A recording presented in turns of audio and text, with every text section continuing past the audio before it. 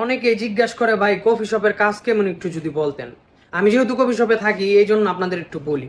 Coffee শপের কাজ বুঝেছি, এসির নিচে 12 ঘন্টা ডিউটি, কোনো কোনো দোকানে 14 ঘন্টাও ডিউটি, কিন্তু কাজ কিন্তু ওই এসির নিচে। তারপরে কফি শপে সপ্তাহে 7 দিনের ভিতরে আল্লাহর রহমতে একদিনও বন্ধ নাই, কাজ কিন্তু এসির ভিতরে। বেতন 1400 1500, আস্তে আস্তে বাড়বো, বেতন 2000 আইতে আপনার মনে করলেন 2-3 বছর যাবো, কিন্তু কাজ বেছে নিয়েছি। তারপর আপনার আরেকটা সুবিধা হইলো কি, এই কফি শপে কাজ করলে আপনার প্রত্যেক মাসে আল্লাহর রহমতে 1-150 টাকা কেটে নিব। কি জন্য কেটে নিব এটা কেউ কইতে পারেন।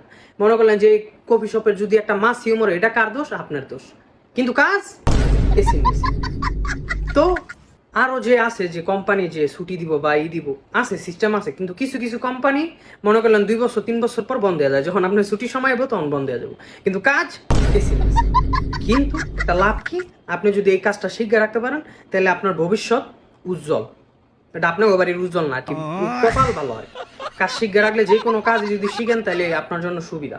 এই কাজটা শিখলে হয়তো বা ভালো কিছু করতে পারবেন, দেশে যান আর বিদেশ যান, যে দেশেই যান, কিন্তু কাজ